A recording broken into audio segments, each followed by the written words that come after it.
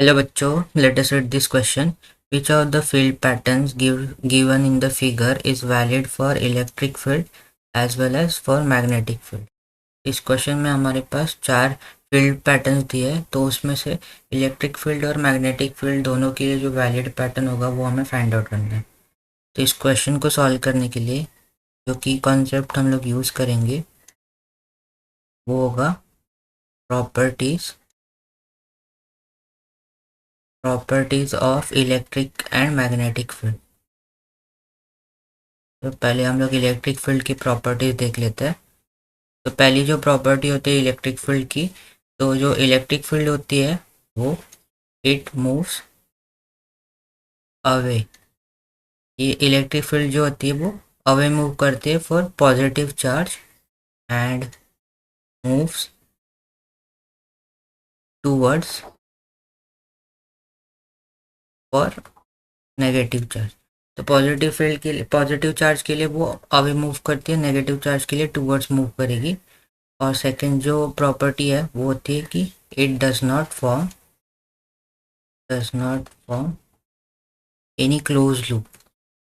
तो जो electric field जो होती है वो कोई भी एक क्लोज लूप नहीं बनाएगी। तो ये इलेक्ट्रिक फील्ड की प्रॉपर्टी होगी। वैसे ही हम लोग देखते हैं कि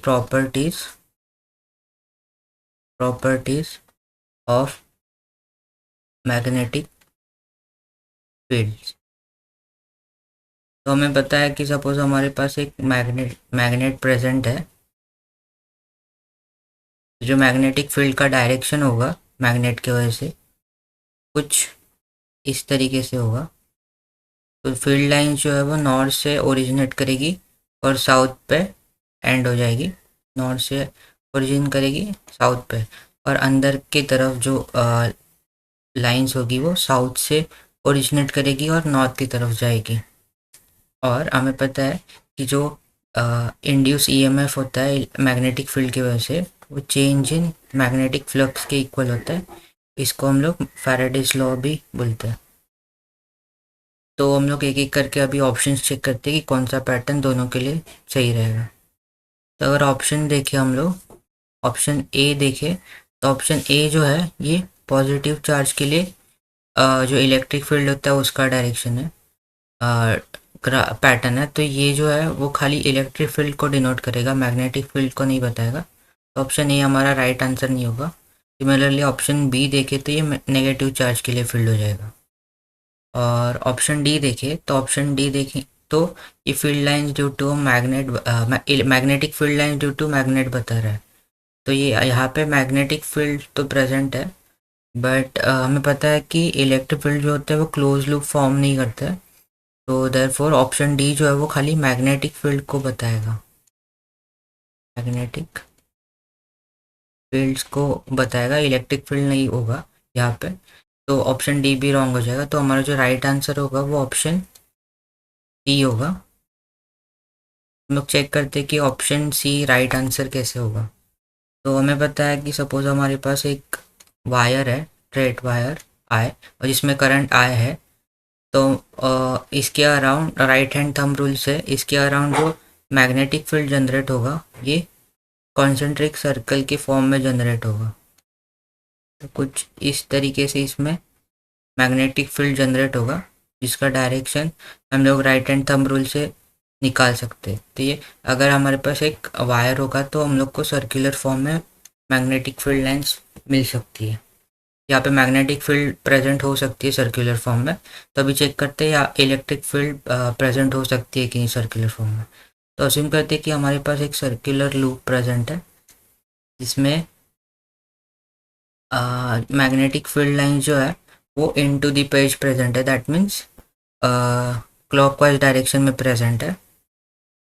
तो हमें पता है फैराडेज लॉ से हमें पता है कि जो ईएमएफ होता है वो चेंज इन मैग्नेटिक फ्लक्स के इक्वल होता है। तो यहाँ पे और फ्लक्स जो होता है वो मैग्नेटिक फील्ड इनटू एरिया होता है। तो एरिया यहाँ पे कांस्टेंट है, तो एरिया को अगर बाहर ले ले तो ये आ जाएगा D B upon D T. तो सिंस मैग्नेटिक फील्ड चेंज हो रही है तो यहाँ पे ईएमएफ इंड्यूस होगा, और ईएमएफ की वजह से हम लोग कह सकते हैं कि यहाँ पे जो है ईएमएफ की वजह से करंट भी इंड्यूस होगा। अभी जो इंड्यूस करंट होगा अकॉर्डिंग टू लेंस लॉ, वो जो चेंज है उसके अपोजिट डायरेक्शन में चेंज को वो अपोज करेगा। तो जो मैग्नेटिक फील्ड क्लॉकवाइज डायरेक्शन में मूव हो रही थी, तो उसके अपोजिट डायरेक्शन में एक करंट यहाँ पे इंड्यूस हो जाएगा, और ये जो है ये अपोजिट डायरेक्शन में होगा, तो ये एंटी क्लॉकवाइज डायरेक्शन में करंट मूव करेगा आई। तो सिंस करंट इस डायरेक्शन में मूव हो रहा है, तो हमारा जो इलेक्ट्रॉन का मोशन होगा वो करंट के अपोजिट डायरेक्शन में होगा। और ये जो इलेक्ट्रॉन का मोशन है ये किसके वजह से होगा? मैग्नेटिक फील्ड लाइन की वजह से तो मोशन नहीं होगा, क्योंकि वहाँ पे वेलोसिटी हमें नेसेसरी होता है मोशन के लिए। तो ये जो मोशन हो रहा है इलेक्ट्रॉन का, ये इलेक्ट्रिक फील्ड की वजह से हो रहा है, जो कि इलेक्ट्रॉन के मोशन के अपोजिट डायरेक्शन में होती है। तो यहाँ पे हम लोग कह सकते हैं कि इलेक्ट्रिक फील्ड यहाँ पे इस डायरेक्शन में प्रेजेंट होगी। तो हम लोग यहाँ से देख सकते हैं कि इलेक्ट्रिक फील्ड लाइन का भी मोशन जो है वो सर्कुलर लूप्स में फॉर्म हो रहा है।